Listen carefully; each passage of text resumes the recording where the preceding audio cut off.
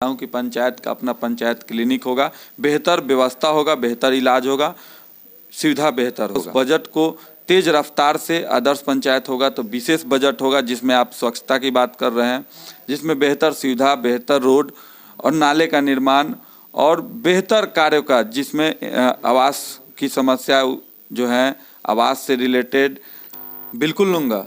और मैं आपको विश्वास दिलाता हूँ कि देखिए, विद्यालय का एक अपना बजट आता है। अगर उस बजट को सही से उपयोग नहीं कर रहे हैं और ऐसी गंभीर समस्याएं का निदान तत्काल नहीं किया जाएगा तो मैं आपको विश्वास दिलाता हूं, इसके लिए मैं 1 मंथ के भीतर उस विद्यालय के लिए डायरेक्ट जाकर डीएम सर से मिलकर और ये जो बच्चे ना गिरें और व्यवस्था वहाँ बाउंड्री से लेकर ऊपर में छत के ऊपर ये कराऊंगा, सुनिश्चित कराऊंगा और करके दिखाऊंगा। नमस्कार, स्वागत है आपका सत्ता से जनता तक में। और हम जो है अभी अमनौर प्रखंड के रायपुरा पंचायत के वर्तमान मुखिया जो हैं श्रीमती आरती देवी, उनके पुत्र श्री राहुल सिंह से बात कर रहे हैं और इनसे वार्ता के लिए आए हैं। हम जानने के लिए आए हैं कि इन्होंने 10 वर्ष में, पिछले 10 वर्ष के कार्यकाल में क्या क्या काम किया है और ये यदि फिर से चुनाव जीतते हैं तो अगले 5 वर्ष में क्या क्या करेंगे, ये हम जानने आए हैं। आइए इनसे वार्ता करते हैं। नमस्कार सर, स्वागत है हमारे चैनल में। बहुत बहुत धन्यवाद। ये हमसे आज जो है मुखिया प्रतिनिधि के रूप में वार्ता करेंगे। आइए इनसे वार्ता करते हैं। मेरा पहला प्रश्न है कि आपकी मम्मी जो है, चूँकि पिछले 10 वर्ष से रायपुरा पंचायत की मुखिया रही हैं या फिर मुखिया का कार्यभार देख रही हैं या फिर आप देख रहे हैं, आपके पिताजी देख रहे हैं, तो पिछले 10 वर्षों में आप लोगों ने इस पंचायत में कौन कौन सा विकास कार्य किया है?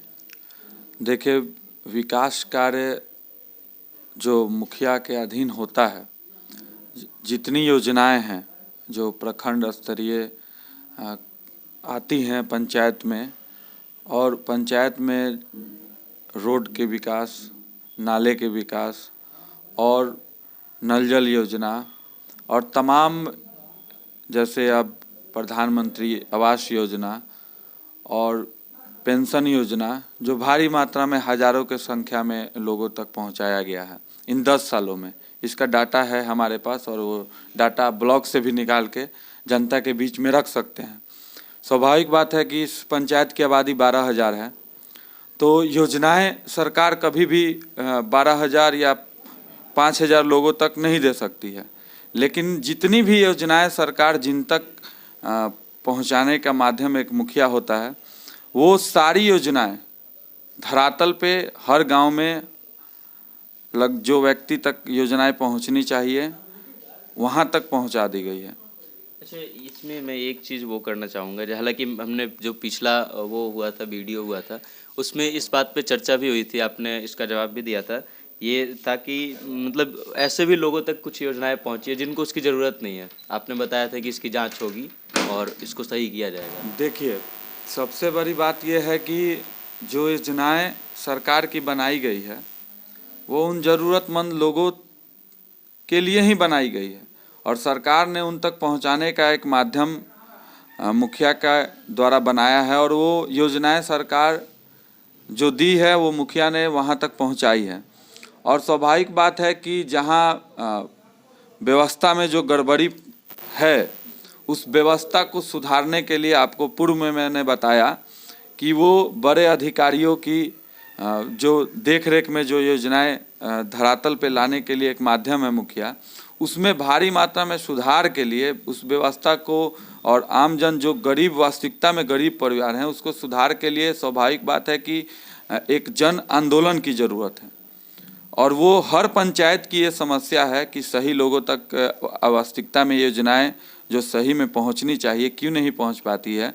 तो मैं 327 पंचायत अपने ज़िला के अंदर है और 327 पंचायत में एक यही पंचायत है जो इस समस्या को निदान के लिए एक बड़े पैमाने पे पंचायत से ऊपर पंचायत, अनेकों पंचायतों को जोड़ के और एक जन आंदोलन की तैयारी में जुटा है लगभग 5 सालों से, और इसको देखने को आने वाले समय में आपको मिलेगा।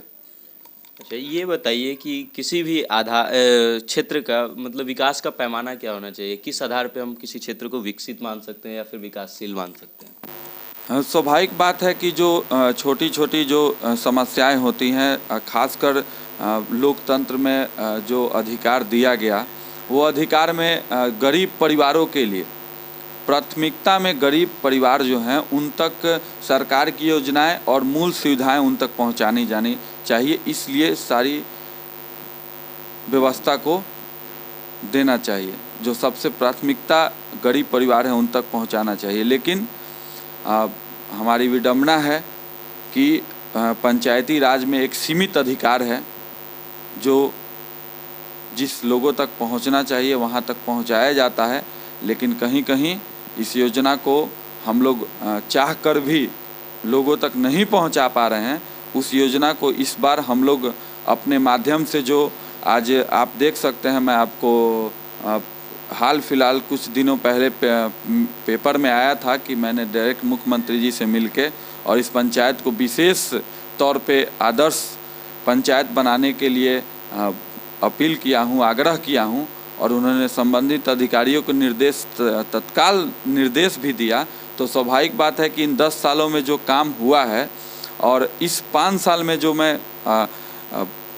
इस बार आदर्श पंचायत का जो मापदंड जो यहाँ लक्ष्य पूरा करूँगा, उससे स्वाभाविक बात है कि जो लोग छूटे भी हैं, जो लोग वंचित हैं अपने अधिकारों से, मैं उन तक पहुँचाने के लिए डायरेक्ट प्रयास कर रहा हूँ और करूँगा। अच्छा, मेरा प्रश्न वो नहीं था। मेरा प्रश्न था कि जो बेसिक बुनियादी चीज़ें होती है जिनके आधार पर माना जाता है कि किसी भी क्षेत्र का विकास हो, विकास का स्वाभाविक है कि स्वास्थ्य की व्यवस्था पंचायत स्तरीय होनी चाहिए, लेकिन ये पंचायत का अधिकार क्षेत्र से बाहर आता है।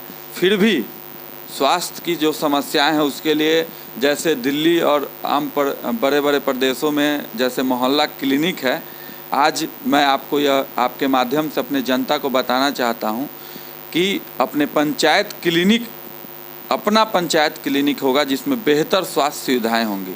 और पूर्व में मैंने कैंप भी लगाया है और बेहतर सुविधा के लिए पंचायत में जो समस्याएं आती हैं, सांसद जी के माध्यम से और अपने माध्यमों से मैं लगातार सेवा में बड़े अस्पतालों में उनकी व्यवस्था कराने में सक्षम रहा हूं और लगातार हूं उनके साथ।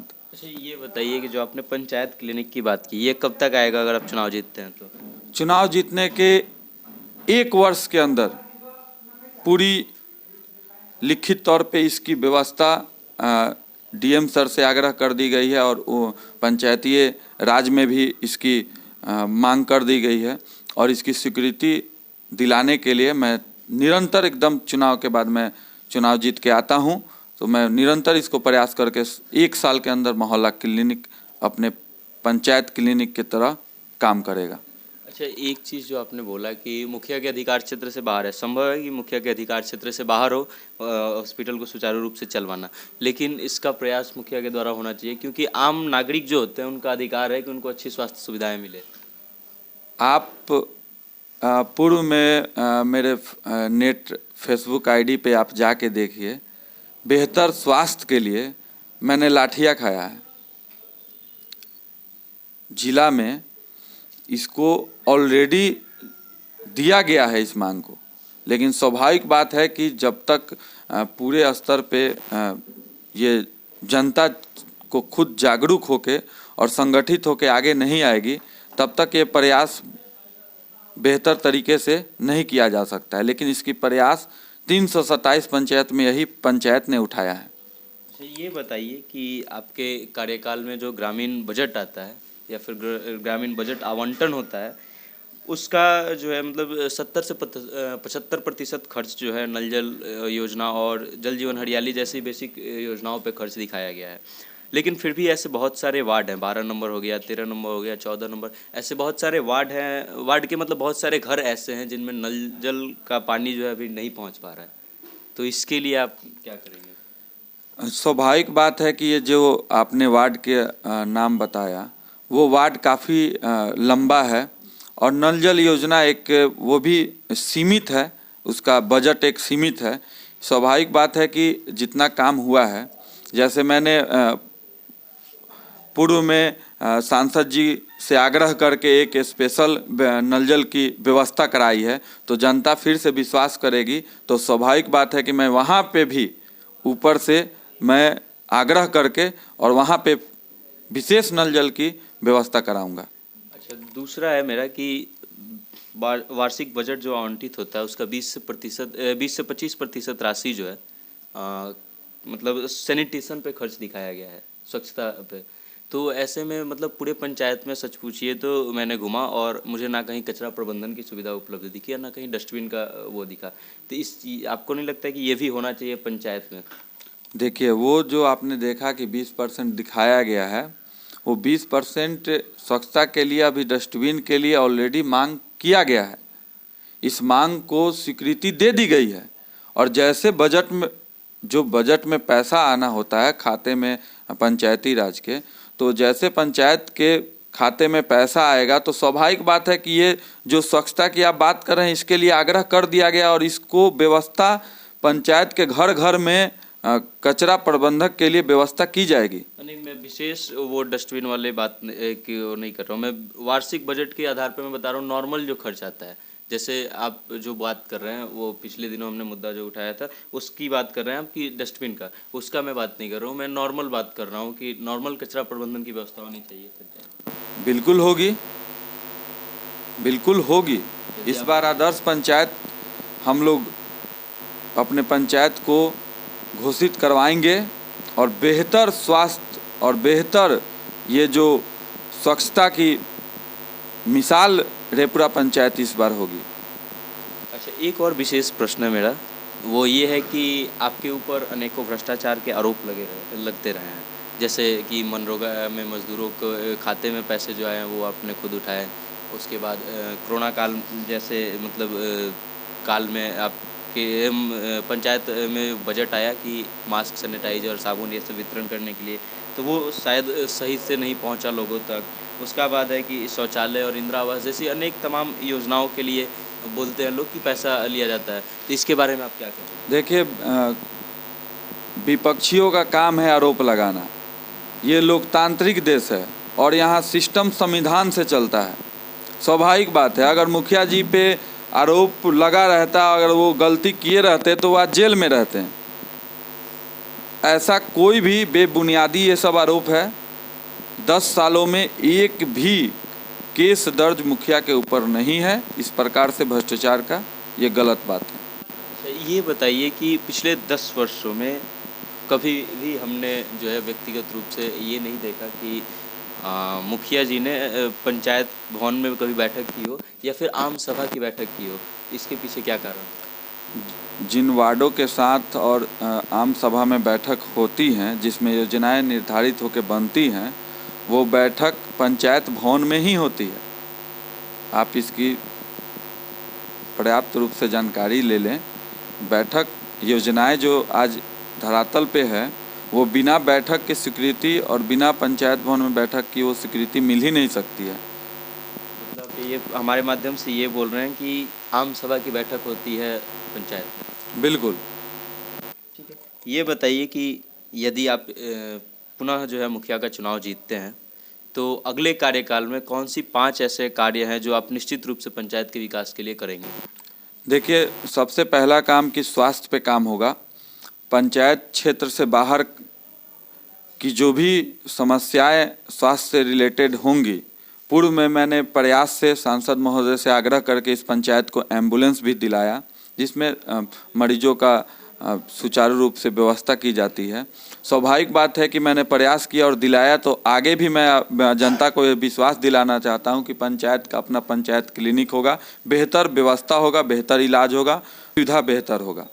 और दूसरा कार्य कि आज मैंने पूर्व में जो माननीय मुख्यमंत्री जी के साथ मिलकर और पंचायत में विशेष दर्जा की मांग की है आदर्श पंचायत की, तो इसमें तेज गति से आदर्श पंचायत घोषित करवा के, और जो बजट यहाँ का स्वाभाविक है कि मुखिया का एक बजट होता है, पंचायत का एक बजट होता है, उस बजट को तेज रफ्तार से आदर्श पंचायत होगा तो विशेष बजट होगा, जिसमें आप स्वच्छता की बात कर रहे हैं, जिसमें बेहतर सुविधा, बेहतर रोड और नाले का निर्माण और बेहतर कार्यों का, जिसमें आवास की समस्या जो है, आवास से रिलेटेड, पेंशन से रिलेटेड और अलग अलग जो है समस्याओं का निदान दूसरे स्थान पे ये किया जाएगा। और तीसरा ये है कि पंचायत में जितने भी बड़े पैमाने पे हम लोगों की जो समस्याएं आती हैं, आम नागरिकों की समस्याएं आती हैं, आम नागरिकों की समस्याओं के लिए ब्लॉक स्तर पे और थाना स्तर पे जो माह में जो कैंप लगता है, जनता दरबार लगता है, उस जनता दरबार के माध्यम से मैं विश्वास दिलाता हूं कि जनता की जितनी समस्याएं होंगी उसका निदान मैं स्वयं कराऊंगा और संबंधित अधिकारियों से पंचायत के अंदर कैंप लगवा के उसका निदान करवाने का इस बार प्रयास करूंगा।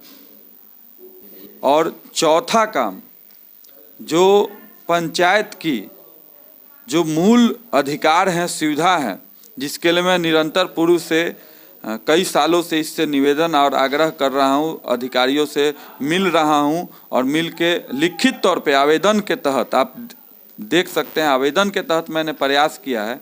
उस मूलभूत अधिकारों के लिए मैं एक संगठन और पंचायत के लोगों को जोड़कर और जिला में तमाम पंचायतों को जोड़कर और विशेष अभियान चलाऊंगा, जागरूकता अभियान चलाऊंगा कि इसमें बेहतर सुधार हो। इसके लिए मैं तेजी से काम करूंगा।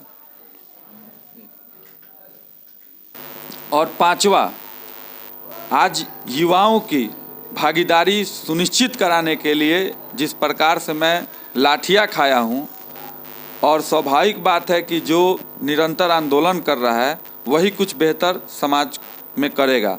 तो इस पंचायत के होने के नाते मैं इस पंचायत में युवाओं के रोजगार के लिए माध्यमिक और लघु उद्योग जो आग्रह मुख्यमंत्री से मैंने किया है उसका प्रयास करके और बड़े बड़े कंपनियों जो मेरे संपर्क में हैं उनके सीईओ से मिलकर और यहाँ पे कैंप लगवाऊंगा अपने पंचायतों के अंदर, जिससे बड़े पैमाने पे यहाँ के जो आप देखते हैं कि हर गांव में एक टैलेंट है, लोगों के अंदर, युवाओं के अंदर जो टैलेंट छुपा रहता है, उस टैलेंट को यहाँ कैंप के माध्यम से निकालूंगा और एक रोजगार भी मिलेगा। और मेरे पंचायत का आगे, जैसे आप देखते होंगे कि आजकल गांव-गांव से अलग अलग जगहों से गूगल, ट्विटर ये सब चयनित कर रहे हैं और लोगों को आगे ला रहे हैं, सीईओ बना रहे हैं। तो टैलेंट हर गांव में है, उसको मैं निखार दिलाने के लिए कैंप लगाऊंगा। देखिए, एक पंचायत से लेकर प्रखंड और जिला, प्रदेश और देश एक चैनल होता है, लेकिन मैं डायरेक्ट उसको अपने पंचायत से जोड़ने का प्रयास करूंगा, मतलब एक काउंसलिंग सेंटर के तौर पे। बिल्कुल बिल्कुल। ये बताइए कि इस चुनाव में आपका सबसे बड़ा मुद्दा क्या है? देखिए, मेरा मुद्दा है विकास, और जो कार्य 10 सालों में हुआ है, आप देख सकते होंगे कि पूर्व में 10 सालों के बेहतर कार्य के लिए ही 8406 पंचायत पूरे बिहार में है।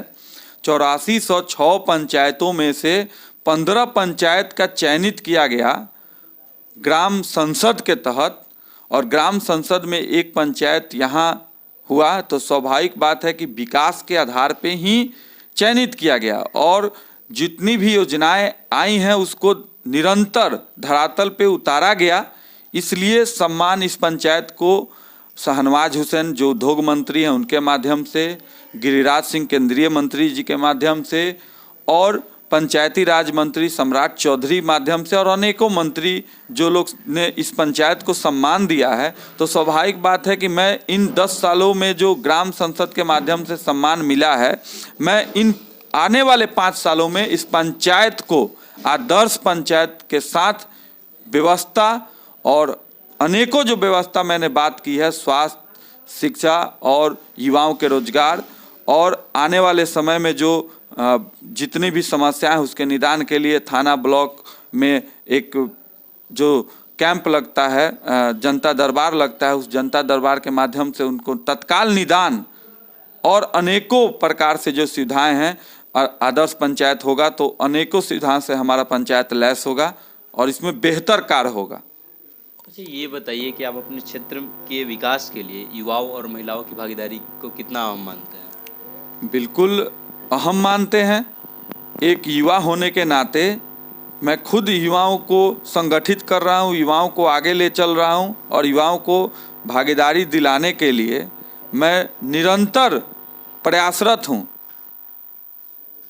अच्छा, ये बताइए, जैसा कि हमने मतलब आप बता रहे हैं कि युवाओं को की भागीदारी सुनिश्चित करने के लिए आप प्रयास कर रहे हैं, तो मैं चाहता हूं कि आप हमें खुल के बताएं कि वो क्या, किस टाइप का प्रयास है, क्योंकि मेरा अगला प्रश्न यही था कि आप अपने क्षेत्र के युवाओं को सुदृढ़ करने के लिए क्या करने वाले हैं। सबसे पहले तो युवाओं के लिए मैंने 15 सूत्री मांग, जो पूर्व में आज से 6 साल पहले हम लोग, देखिए सबसे बड़ी बात मैं आपको यह बता दूं अपने माध्यम से, और जनता को भी यह जानना चाहिए कि आज देश में जो टॉप यूनिवर्सिटी हैं, दिल्ली विश्वविद्यालय, जवाहरलाल नेहरू विश्वविद्यालय, ये तमाम, जो हैदराबाद यूनिवर्सिटी, हाँ अलीगढ़ मुस्लिम यूनिवर्सिटी, ये तमाम यूनिवर्सिटी जो हैं उसके जो तमाम छात्र नेता हैं वो हमारे साथ जुड़े हैं।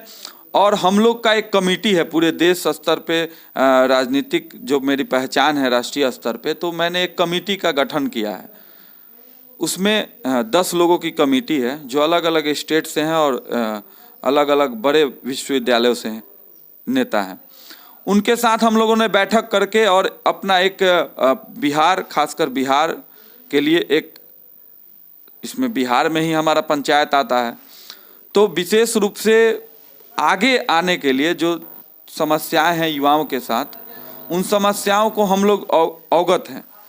आज रोजगार की जो बढ़ोतरी होनी चाहिए, इन सब चीज़ों के लिए हम लोगों ने एक गठित किया कुछ मुद्दों को, और वो मुद्दा 15 सूत्री मांग तैयार किया।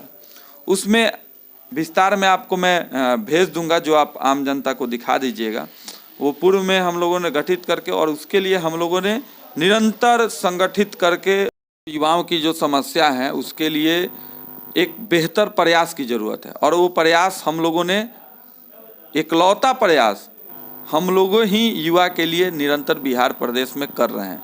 तो स्वाभाविक बात है कि बेहतर जो देश की टॉप यूनिवर्सिटी हैं उसके जो नेता हैं, छात्र नेता लोग, उनके साथ मिल के हम लोग प्लान करके कर रहे हैं, तो स्वाभाविक बात है कि हम लोग बेहतर करेंगे। अच्छा, चूँकि अब हम इस साक्षात्कार के अंत में आ चुके हैं, तो चूँकि हमारा कुछ मुद्दा था जिसको हमने अपने पेज के माध्यम से उठाया था, और कुछ चीज़ें हैं जिसके लिए मैं चाहता हूं कि आप हमारे माध्यम से जनता को ये आश्वासन दें कि ये कब तक हो जाएगा। आश्वासन क्या मतलब, वादा कीजिए आप कि ये कब तक हो जाएगा, या फिर 1 वर्ष के भीतर हो जाए इस चीज़ का। तो इसमें सबसे पहला चीज़ तो हमने जितने सड़कों का मुद्दा उठाया था कि वो सब आपके स्तर से मतलब सही हो 1 वर्ष के भीतर, यदि आप पुनः चुनाव जीतते हैं तो। देखिए, बजट के अनुसार काम होता है।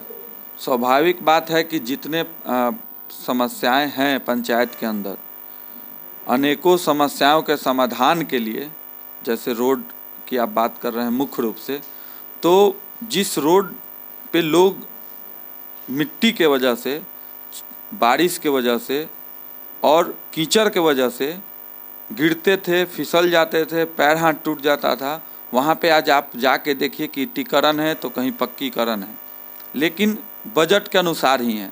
एक पंचायती राज का जो बजट पंचायत में, इस पंचायत को 15 पंचायत में से एक पंचायत को चुना गया है। तो स्वाभाविक बात है कि अगली बार मैं बजट को बढ़ाने के लिए और कहीं का भी गली और नली ना छूटे, इसके लिए आदर्श पंचायत घोषित कराकर और विशेष फंड का पंचायती राज मंत्री से आग्रह करके, मुख्यमंत्री जी से पुनः आग्रह करके विशेष फंड का इस पंचायत नली मैं अगली बार नहीं छोड़ूंगा। अच्छा, ये बताइए कि 2 चीज़ें हैं, एक युवाओं के लिए एक खेल का मैदान और एक पुस्तकालय। हमने अपने पेज के माध्यम से शुरू से आवाज़ उठाया कि ये होनी चाहिए, इसके लिए आप क्या? देखिए, पुस्तकालय की, लाइब्रेरी की आम सभा में बात करके और इसकी व्यवस्था के लिए मैं एक MLC साहब से बात करके, विशेष ये पंचायत के ऊपर का चीज़ है, लेकिन मैं MLC सर से माध्यम करके, माध्यम बनाकर और इस पंचायत में पुस्तकालय की व्यवस्था कराऊंगा। और पुस्तकालय ही नहीं, यहाँ जिम की भी युवाओं के लिए व्यवस्था कराने के लिए मैंने प्रयासरत हूँ, और जिम की भी स्पेशल व्यवस्था होगी अपने पंचायत के युवाओं के लिए। फिटनेस आज के समय में जिस तरह से बीमारियाँ बढ़ रही हैं, फिटनेस बहुत बड़ा एक रोल निभाएगा स्वस्थ आप खेल के मैदान के लिए। तीसरा मेरा जो वो था कि अस्पताल, तो उसके लिए आपने बता दिया कि 1 वर्ष के भीतर पंचायत क्लिनिक की व्यवस्था की जाएगी। उसके बाद चौथा है कि चूँकि आपके घर के बहुत बगल में ही विद्यालय है और उसकी स्थिति सही नहीं है, ढांचागत स्थिति सही नहीं है, उसमें साफ़ सफाई की व्यवस्था ढंग से नहीं है और भी बहुत सारी चीज़ है जो जिससे आपको हमने पिछली बार आए थे तो वाकिफ़ भी कराया था, तो उसकी दुरुस्त व्यवस्था मतलब 1 वर्ष के भीतर होगी? बिल्कुल होगी, और 1 वर्ष के भीतर उसकी बाउंड्री की व्यवस्था होगी। और आप देख सकते होंगे कि उसमें भी बेहतर काम हुआ है। विद्यालय में पहले टूटा फूटा था और उसका एक ही बिल्डिंग था, आज बगल में बिल्डिंग बना, 2-2 बिल्डिंग बना और उसमें अनेकों रूम है। और अभी भी आपने जो बोला कि विद्यालय में बिल्डिंग बना, मतलब अभी भी उसमें कक्षाएं कम है, ये विशेष रूप से मैं जोर डालना चाहता हूँ क्योंकि ये समस्या हमने जब जाके देखा, वहाँ के शिक्षकों से बात की, वहाँ के बच्चों से बात की, तो हमने ये पाया कि वहाँ पे कक्षाएं कम होने की वजह से, और चूँकि ऑफिस जो बना था उनका वो टूट गया बहुत ही मतलब जल्दी, इस कारण से वो लोग कक्षा में ऑफिस बना करके रहने को मजबूर है। तो इसलिए मैं चाहता हूं कि इस चीज़ को विशेष रूप से आप बताएं कि कब तक ये पूर्ण रूप से सही हो जाए। देखिए, उसमें 10 साल पूर्व में तीन रूम था, वो भी व्यवस्था उसकी अच्छी नहीं थी। 10 सालों के भीतर स्वाभाविक बात है कि बिल्डिंग बना है, रूम बना है, कम बेसी बना होगा, लेकिन इस बार उसको अगर हेडमास्टर साहब ने मुझे उससे रिलेटेड समस्याएं दी रहती तो स्वाभाविक बात है कि मैं उसका प्रयास आगे करता, और आगे अब आपके माध्यम से जानकारी उसमें बेहतर सुविधा के लिए और की गई, तो इसकी व्यवस्था और बाउंड्री की व्यवस्था, दोनों व्यवस्था मैं जिम्मेवारी लेता हूँ। साल भर के भीतर मैं डीपीओ सर से मिलके इसकी व्यवस्था कराऊंगा। अच्छा, एक और विद्यालय है, मतलब मैं चाहता हूँ बेसिकली कि हमारे क्षेत्र में जितने भी विद्यालय हैं वो सही हो जाए। जैसा कि बेदवलिया विद्यालय है, उसमें भी जो उसका नया कमरा बन चुका है, सब चीज़ सही है, उसमें कुछ कक्षाएं हैं ऐसी जिसका फ्लोर टूटा हुआ है, जिसका छत ढहने की स्थिति में, लेकिन इसके बावजूद नया कक्षाएं भी बनी है वहाँ पे, और लेकिन उसमें समस्या ये है कि छत के ऊपर जो है बाउंड्री नहीं है, जिस कारण से वो लोग उसमें कक्षा नहीं चलाते हैं कि बच्चे गिर सकते हैं, इस बात का उनको डर रहता है। तो ये भी चीज़ मैं चाहता हूँ कि हमारे माध्यम से आप तक पहुँचे और आप इस चीज़ पे एक्शन लें। बिल्कुल लूँगा, और मैं आपको विश्वास दिलाता हूँ कि देखिए, विद्यालय का एक अपना बजट आता है।